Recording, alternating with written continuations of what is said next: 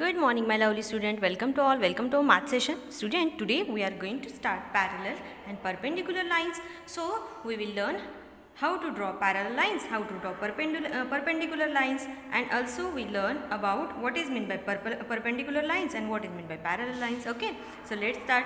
We know that when two lines meet, an angle is formed. Okay, so look at the lines. This is line AB and this is line CD. Okay, so it looks like that they do not intersect. ये कैसे दिख रही है कि जो वो एक दूसरे को बिल्कुल इंटरसेक्ट नहीं करेगी, मिलेंगी नहीं एक पॉइंट पे. But CD can be extended to meet AB at O. But अगर CD को हमने एक्सटेंड किया AB तक, ऐसा बढ़ा दिया AB तक, तो पॉइंट O में वो एक दूसरे को इंटरसेक्ट हो सकती है, मिल सकती है ना. सो if the angles of form measures 90 degree, then the two lines are said to be perpendicular to each other. Perpendicular lines means क्या, जब दो lines में 90 डिग्री का एंगल बन रहा हो तब वो दो lines एक दूसरे को perpendicular होती है. Okay, let us see a few examples. So look here, this is the flag. Okay, PQ is perpendicular to AB. This line PQ line is perpendicular to AB. Why? Because both lines are formed 90 degree angle, right angle. Okay, the flagpole is perpendicular to the ground. ये जो flag पोल है, ये जो ground है, ground को क्या है, perpendicular है. ग्राउंड ऐसा होगा, है ना. सो फ्लैग का ये पोल और ग्राउंड में कितने डिग्री का एंगल बन रहा है, 90 डिग्री. ओके, दैट्स वाई ये फ्लैग ग्राउंड को परपेंडिकुलर है. Okay, and the tree trunk is perpendicular to the ground. और ट्री की जो ट्रंक होती है वो भी क्या होती है, ग्राउंड को परपेंडिकुलर होती है, क्योंकि वो ग्राउंड से 90 डिग्री का एंगल बनाती है. ओके, सो परपेंडिकुलर मीन्स क्या है, जब दो लाइंस के बीच में 90 डिग्री का एंगल बनता है तब वो दो लाइंस को परपेंडिकुलर लाइंस बोलते हैं.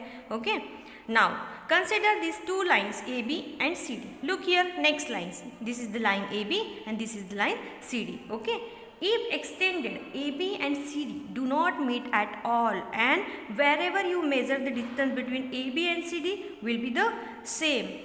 अगर आपने लाइन AB भी एक्सटेंड किया, बहुत बढ़ाया आगे तक, या CD भी बहुत आपने लॉन्ग किया, बढ़ाया, तो दोनों लाइंस एक दूसरे को कौन से पॉइंट पे मिलेगी, क्या, नहीं. और दोनों के बीच का ये जो डिस्टेंस है ये कम होगा क्या, नहीं, ये सेम रहेगा अगर आपने इनको एक्सटेंड भी किया. लाइंस के बारे में आपने सीखा है, लाइंस हम कितनी भी एक्सटेंड कर सकते हैं, ये आपको पता है ना. सो ऐसी लाइंस को क्या बोलते हैं, पैरेलल लाइन, जो एक दूसरे को पैरेलल होती है लेकिन एक दूसरे को इंटरसेक्ट नहीं करती है. Okay, so the distance between AB and CD will be the same. Such lines are called parallel lines. Okay, so we will see some examples of parallel lines. Two rails of a railway track. Railway track के जो to rails होते हैं वो कभी एक दूसरे को intersect करते हैं क्या, नहीं, तो ये पैरेलल लाइन का एग्जांपल है. अ स्ट्रेट रोड, अगर दो रोड है एक दूसरे के पास या एक ही रोड है तो दोनों रोड के जो कोने होते हैं, लाइंस होती है, वो एक दूसरे को इंटरसेक्ट होती है क्या, नहीं, मीन्स ये क्या होती है, पैरेलल लाइन, समांतर लाइन होती है. ओके, और लैडर जो होती है, CD की ये जो टू लाइंस होती है ये कभी भी एक दूसरे को इंटरसेक्ट हो सकती है क्या, no. So this is the examples of parallel lines. Okay, now we will solve exercise 6.4. okay, identify and mark parallel and perpendicular lines in the following figure. Look here, what is this, this is notebook. okay, so in notebook की जो lines है ये क्या है, अगर ये line आप बढ़ाते हो तो ये ऊपर वाली लाइन इससे 90 डिग्री का एंगल करती है ना. अगर ये लाइन आप बढ़ाते हो तो ये लाइन उससे 90 डिग्री का एंगल करती है. मीन्स ये कौन सी लाइंस का एग्जांपल है, perpendicular lines. Okay, this is the example of perpendicular lines, ये आपको लिखना है. Okay, look here, this is the traffic signal. Traffic signal ground से कौन सा एंगल बनाएगा, अगर ये ट्रैफिक सिग्नल है, ओके, अगर आप ग्राउंड से देखते हो तो ये ग्राउंड से अगर लिया तो परपेंडिकुलर लाइन फॉर्म करेगा. ओके, लेकिन अगर आपने ट्रैफिक सिग्नल का ये सिर्फ पोल लिया तो पोल की जो ये दो लाइंस होंगी वो पैरेलल लाइंस होंगी. ओके, मतलब दोनों इसमें फाइंड आउट हो रहे हैं. ठीक है, अब देखो आगे के आपको फाइंड आउट करनी है. ये कबर्ड है, इसकी दोनों लाइंस क्या है, पैरेलल है, ये परपेंडिकुलर होगा क्या, नहीं, तो ये देखो ये ग्राउंड से परपेंडिकुलर है लेकिन ये जो दोनों लाइंस है वो एक दूसरे को पैरेलल है. आगे जाके कर्व हो रहा है इसलिए पैरेलल लाइंस का नहीं, परपेंडिकुलर का एग्जाम्पल आएगा. ओके, सो ये आपको फाइंड आउट करना है। अगर दोनों लाइंस आपको इसमें फॉर्म होते हुए दिख रही है तो दोनों लिखो, नो प्रॉब्लम, ओके, लेकिन प्रॉपर, ठीक है। Then identify the right angles, acute angles and obtuse angle in the given figure. इस फिगर में हमें राइट एंगल ढूंढने हैं, एक्यूट एंगल ढूंढने हैं, ऑब्टूस एंगल ढूंढने हैं। अब देखो राइट एंगल से स्टार्ट करते हैं। यहाँ पे तो कोई राइट एंगल नजर नहीं आ रहा है, लेकिन देखो ये जो एंगल है ये राइट एंगल दिख रहा है, angle A B C, okay, angle A B C right angle बन रहा है। देन अगर आपने इसको उल्टा भी लिखा एंगल सी बी ए तो भी चलेगा, ओके। अब देखो ये और कहाँ पे दिख रहा है, ये भी एंगल राइट एंगल फॉर्म कर रहा है, means angle B A D, then angle D A B, okay.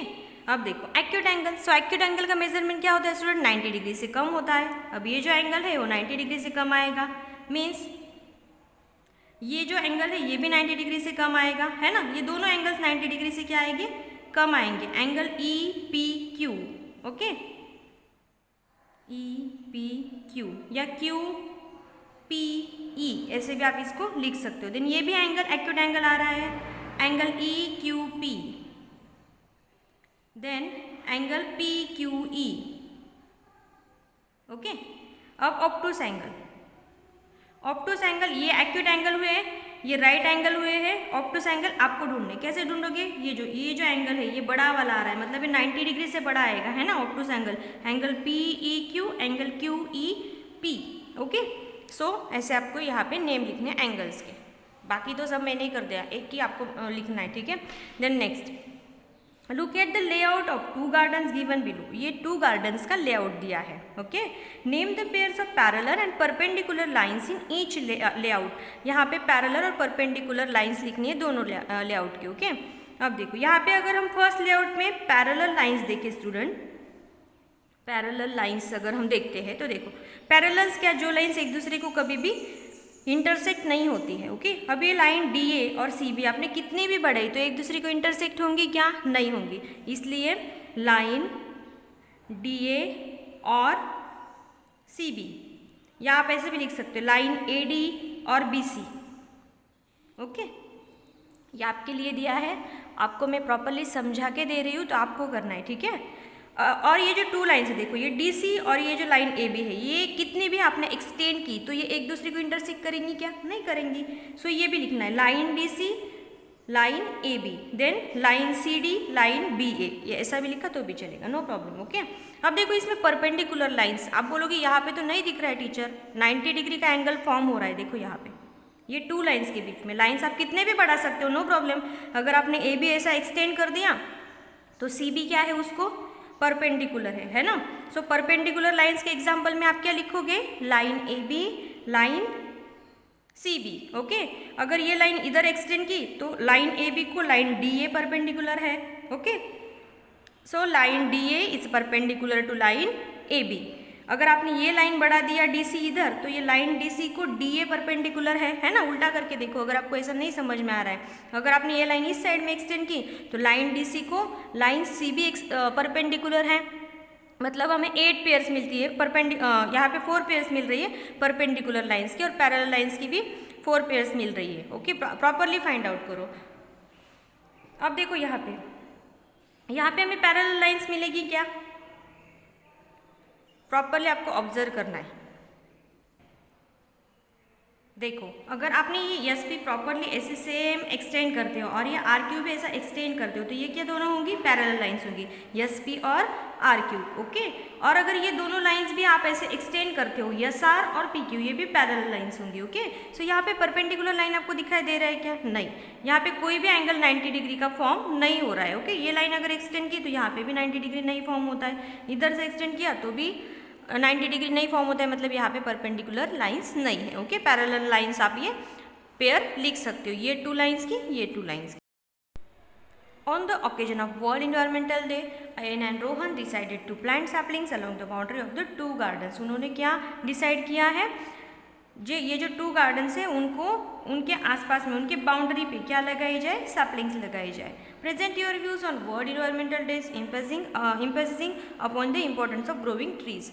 तो वर्ल्ड इन्वायरमेंटल डे पे आपको वो बताना है कि हमें पेड़ क्यों लगाने चाहिए, पेड़ क्यों ग्रो करने चाहिए, ट्रीज लगाने के फ़ायदे क्या होते हैं। ओके, अब देखो नेक्स्ट स्पीड मैथ्स है, ये आपने ऑलरेडी सीखा है।